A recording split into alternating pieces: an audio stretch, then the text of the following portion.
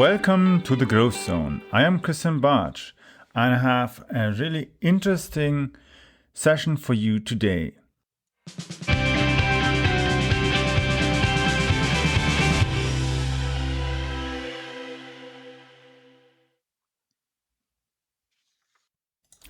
So today I've got for you a special guest with me, Carter Wilcoxson. He is based in Arizona, in Phoenix. And I'll let you know now who Carter is. So for close to 2 decades, he has helped the top advisors in the country break their own production records. Plus, he works directly with consumers to gain the frontline perspective faced by advisors. As a visionary leader, Carter founded CSI Financial Group to bring together advisors and consumers by providing mutual beneficial solutions. The result of this was the creation of CSI Advisor Partner Platform. This revolutionary approach features a comprehensive collection of field-tested strategies designed to have an incredible impact on customers and the client-centric experience, as well as for their advisor partner network. And that brings us to some really good questions that I've got for Carter. And I'll let you know before we start our main part of today's edition of the Growth Zone. My name is Christian Bartsch, and the questions that I've got for Carter are following. What does it mean to establish control over client relationship, and what are the consequences for not doing so? Secondly, what are the biggest challenges financial advisors face when acquiring new clients? And thirdly, what is multi-disciplinary networking and why is it so important? And that's where we will go now and go in deep with Carter.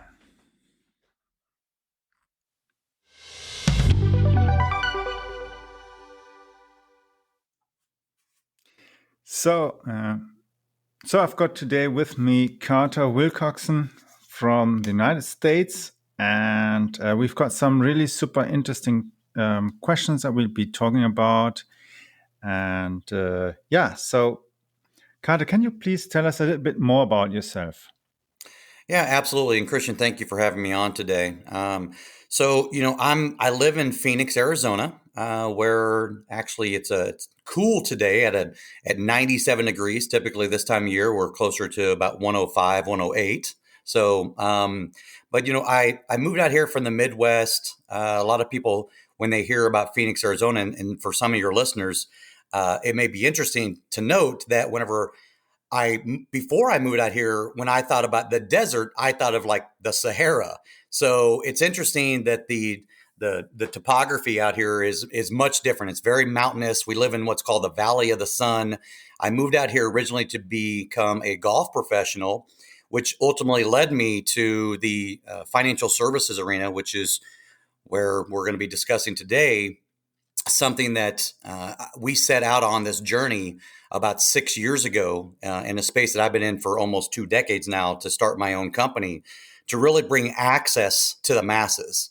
And we have these 3 core principles that we can talk about in a little bit, that we wanted to make sure that we did better than anybody else. And we feel like that's exactly what we've accomplished. But I have a gorgeous wife. I've got beautiful children. I'm very thankful and blessed to be a father and a husband. I'm in my late 40s, almost said mid to late 40s, but actually I'm getting closer to 50 now. And, we have a golfing family. Everybody plays golf in my family. Everybody's, athletic. My wife is a Baylor University softball player, played softball there. And I met her whenever I used to be a national trainer for a restaurant chain called P.F. Chang's, which is very well known in the United States. I think there's something like 200 stores now. Whenever I first started working for the company back in 2001, ironically, August of 2001, right before 9/11, I think there were like 33 stores. Now there's like over 200. Fast forward, almost 2 decades later. So anyway, that's a little bit about my personal background, where I'm at, and where we live, and kind of sort of where I got started on my journey. Oh yeah, that's absolutely great. I haven't been. I think I haven't been to Phoenix, Arizona. I've been to Dallas, to that area, but as far as Arizona, not yet. But it's interesting you're mentioning golfing and that, because several years ago I and my wife did a golf course, and it was really fun, great fun to do. That time I was more into the sailing, and at the moment for me it's more the flying the topic. But nevertheless, it's a great thing, especially when I've had the opportunity, for instance, to play like golf on places like St. Andrews and these other places. It's so super, it's authentic. And I can imagine the area around Phoenix is ideal as well for the golf.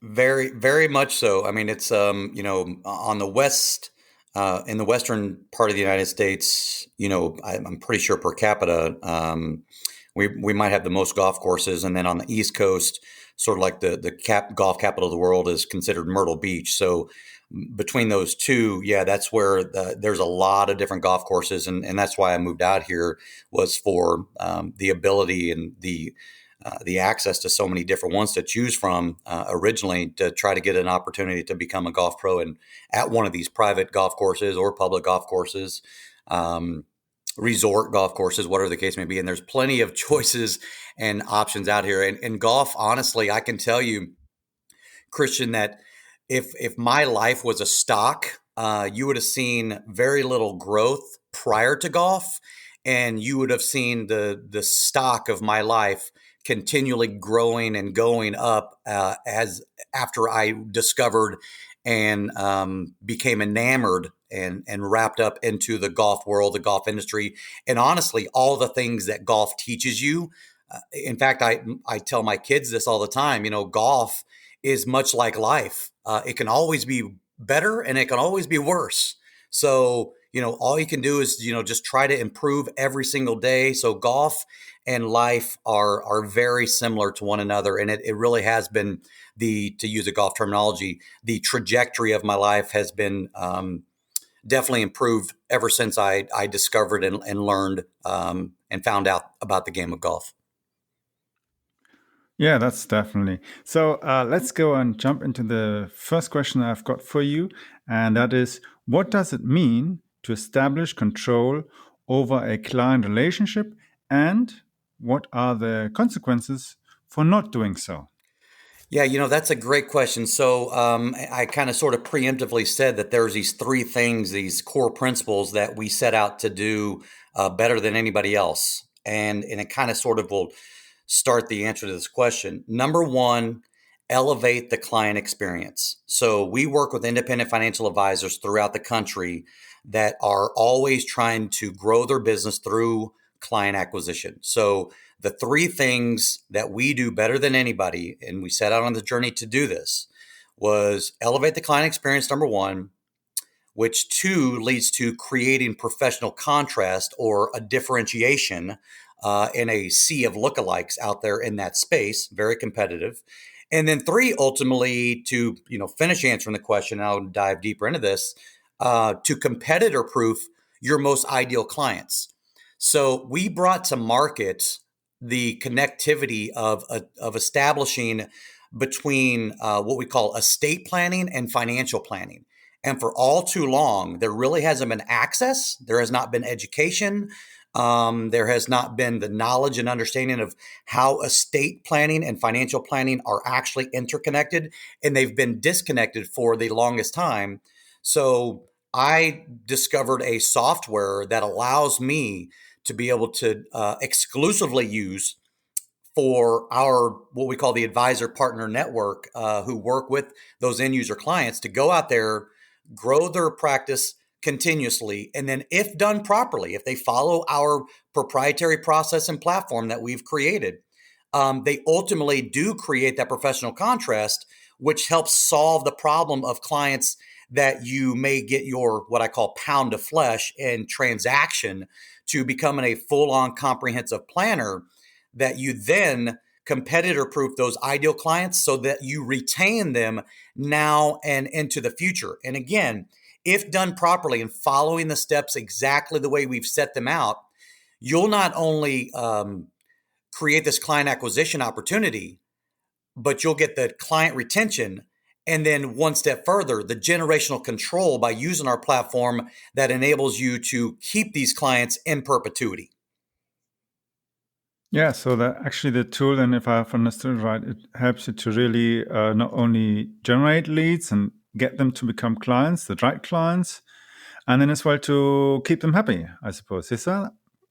Well, that's really what it is. So, at the end of the day, if you can, number one, elevate the client experience, and I don't care who your client is, clients are, could be anything. If you're a hairstylist, right, your clients are people that you do their hair. If you work in a nail salon and people doing your, mani-pedi, if you will.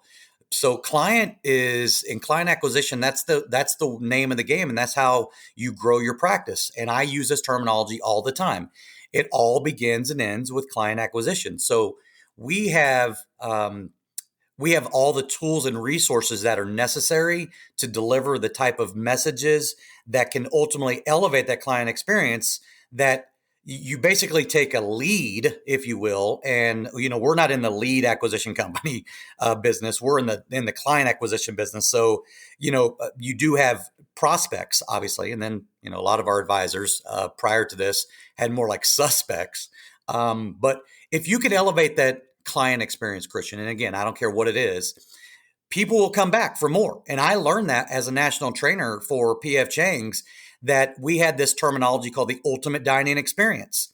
And if you give that ultimate dining experience, people will come back. I did it so well, not to break my arm to pat myself on the back, but I did it so well that when we had a 2-hour wait on a Friday night, people would wait even longer than that just to sit in my section because they enjoyed me giving them their dining experience. And that was really the infancy and the foundational groundwork that was laid for me to ultimately get into this business again, some 2 decades later, where we are all about that client experience and elevating it, whatever that might be.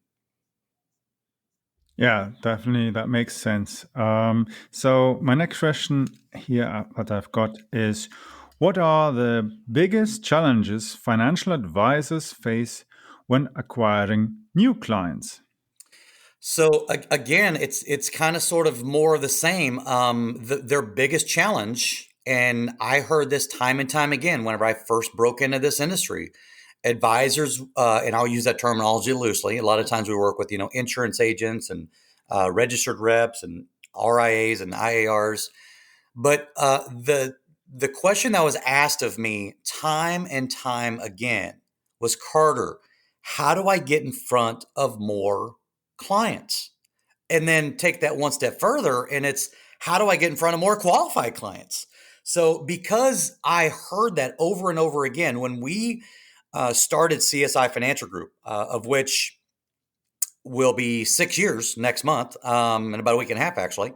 The barrier to entry in my space is very difficult. So 6 years is may not sound like a lot, but in my space, to be able to be around 6 years later is actually saying something with some of the behemoths that are in my space. But it really resonated with me whenever these advisors were asking this question: how do I get in front of more qualified clients? How do I do it? How do I do it? So it was always to be laser focused when we started CSI Financial Group on client acquisition and how do you differentiate yourself. But here's the thing, Christian, I'm after all the same clients, if you will, that all my competitors are after, which are independent financial advisors who work with end user clients. So I just determined that, we're not going to focus on product, because product, as I say all the time as well, is not the unmet need in our industry. Plenty of product to go around. In our industry, our direct provider of those products are typically insurance companies. And there are hundreds of them, and there's probably tens of thousands of products that are available with each one of those insurance companies. So with product not being the unmet need, I asked myself, how am I going to differentiate myself? But because I also spent time in the advisory space, I went one step further and I said, well, okay, I can differentiate CSI Financial Group, but how do I differentiate the advisor that will want to come in and initially work with me for services and product we provide? But I knew that they weren't going to stay around for long, speaking of client retention, simply because of my cheery disposition. So I'm like, how do I differentiate myself and then by extension differentiate the advisor? So that the biggest challenge that they face is what we have solved for, which is client acquisition and not lead acquisition. I can give you the phone book and give you plenty of leads and you could just pound the phone. I'm talking about bringing to market things that clients, end user clients that these advisors are all after, deliver the true peace of mind that they're after, because estate planning is the foundational approach to which leads to everything else that the advisor does for solutions. Okay, that's true. That's definitely good. So it's all really about client acquisition and getting the right clients. And that leads me actually to my third question. What is multidisciplinary networking and why is it important? So this is a phenomenal question, and I'm so glad that you asked it. So multidisciplinary team approach is what we have incorporated and implemented. So all too often you have these like fractioned off 1 degree of separation pieces of the puzzle when you're doing planning for end user clients. As an example, you have Mr. and Mrs. Jones who, they're in their mid 60s. They've done a really good job of, saving money and growing their assets. And maybe they had an advisor or a couple of advisors along the way, which is very typical. But now you need some of this other comprehensive planning. A lot of times people call it end of life planning, but really it is the fact that people who want to leave a legacy behind, or people who understand that what happens to you inevitably, that something has to happen with what we call an estate. And an estate is simply just everything you own. They seek out resources and things that need to be explained and for them to be enlightened on, and things that they don't even know are a problem. So because we understood what was really needed and necessary, we just went out and assembled these different disciplines that are necessary and needed to do the type of comprehensive planning that clients were searching and seeking out. It's just really never existed in our space before. So because it never existed, that's why it was opportunistic for us. But it took a lot of providential things that have happened to me along the way. And it took a lot of my own learning and training, researching in order to be able to do this. And then ultimately to find the right team that could be the multidisciplinary team approach. And what we have brought together are all of these outside sources that are there in these different disciplines that ultimately surround the advisor, who becomes the quarterback of the team that we bring to the table for them, who, and this is probably the most important part, who have a vested interest in that, whoever that advisor's has a vested interest in that advisor's success.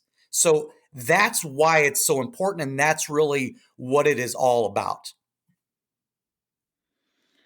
Yeah.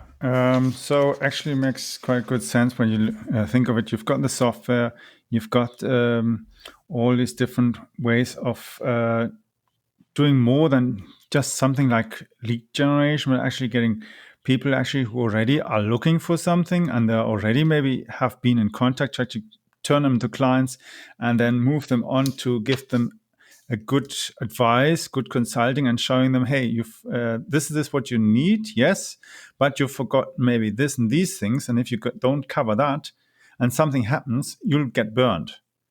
And then, of course, that's the thing that most advisors will maybe not offer, because they either don't know about it, or they just don't care, or they just maybe think, oh, I shouldn't tell them because maybe they'll think I'm trying to oversell them, which isn't a necessary thing. If you explain why you need it and why it makes sense in their particular case, it can be something surely that will be useful to them and they'll see as value. But beside that, what else do you do so that the advisors are really well prepared when they start working on clients together with you and your team? So we created this platform called the Advisor Partner Platform, which has 4 pillars to success. And they're basically in this order. Number 1, it's the training, to answer your question, because they need to be trained on this stuff. And I tell the advisors, and my team will reiterate this, that we've already built the track for advisors to run on. The only thing left are for advisors to decide that they want to run. And if they do, then we will grow their practice, bar none, guaranteed. So training is one of the pillars. Marketing is another. And when I talk about marketing, I'm talking about client-facing marketing using explainer videos and content that we've created that is basically turnkey that we recreate for them to customize. Then mentoring. And when I talk about mentoring, because I work in one office here in Phoenix, Arizona, and our advisors are spread out throughout the entire country.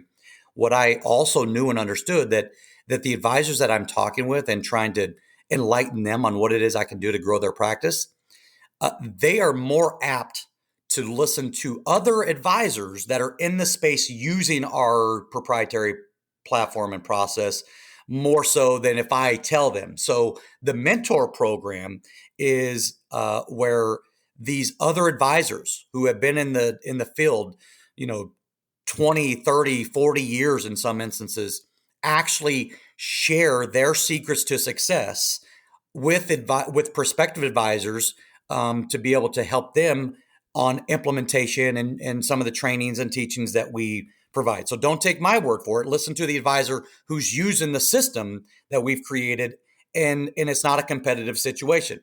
And then ultimately, at the end of the day, the 4th pillar is really the support that we provide all along the way. So there's another phraseology that I use on a regular basis. When left to your own devices, for these advisors, you're doomed to fail. So knowing and understanding that, we wanted to make sure that it wasn't like, okay, here it is, now you figure it out. No, we have to make sure that we make ourselves accessible for the support that they need every step of the way. So there's always somebody here to help them. And in this digital transformation world that everybody's being thrust into, our entire platform is essentially done virtually and can be done virtually. And that goes even to the onboarding process for advisors who are trying to take these clients and make them acquired, hence client acquisition. Everything can be done virtually, where we have educational events on and being able to show them how they can educate their prospective clients, number one, in their communities or local communities they typically work in, but also they can make themselves a much further reach where they can help clients in other areas of the country, because everything we do is all online, all digital, and there's easy access and communication between all the necessary parties and entities that are required to do this type of planning and education from the end user's perspective all the way to the advisor that works with our platform. So then that's actually quite a revolutionary approach that you've got there. When you think you've got the training, you get people ready as well with the mindset, help them to have the right kind of marketing that's customized, but it's professional and standardized to a certain degree. And they're not left alone. So you've got mentoring, where others show them, hey, this is how you have to use it. And as you said, if people are just left alone, and even if they have a good system, whether it's a training system, a CRM system, whatever, they'll fail because alone they say, okay, I've got this stuff on, what do I do now? What do I start first? And then you get confused. And then they eventually, after a while, whether it's a month or a week or a year, they give up, and you've wasted a lot of energy and potential. And they have as well missed out on an opportunity that would have changed their lives to a certain degree, and maybe as well that of their clients. Yeah, well, and in Yeah. fact, they call that the law of diminishing intent. So, again, I already knew the quote unquote animal that I was dealing with because I've been in the space so long. I know what their challenges are. A lot of times it's technological challenges. Sometimes it's just understanding. Sometimes it's just reiterating. Sometimes it's instead of making them or hoping that they were going to figure it out on their own, I basically, when you hear the terminology turnkey, that's sort of, it's a misnomer a lot of times. Our platform is completely turnkey with all the support in those 4 pillars to success, as I mentioned before. Great, definitely. It was great having you here on the show, and looking forward to having you soon in the future as well again. And I'm sure we'll have some other interesting topics for our listeners. Yeah, it was great having you here. Yeah, well, I really appreciate it, Christian. And if you don't mind, let me just give a little plug real fast. You can find out more by going to our website, www.csifg.com, CSI Financial Group, here in Phoenix, Arizona, national company. And we've got big plans for much bigger things in the very near future that we'll be announcing as well. So go to our website, find out more where we can help the advisor who ultimately wants to grow their practice through client acquisition. And Christian, I really appreciate you having me on here today. Thank you very much as well for being, and I'll add as well that link into the comments as well, so that people as well can click on that and go from there and connect with you and your team, and we'll see how they move from there.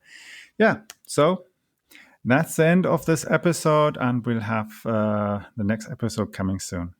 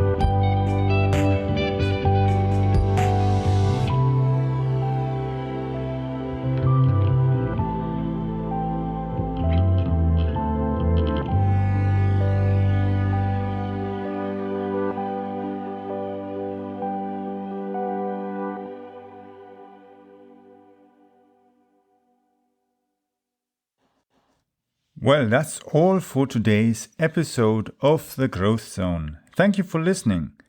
Make sure you subscribe to the podcast on iTunes or Spotify so you never miss an episode. Plus, if you haven't got your signed copy of the marketing book, stop by on our website at book.prmediareach.com and hurry, because the reserved batch of signed books are almost sold out. So the address is book.prmediareach.com. I'll repeat, book.prmediareach.com.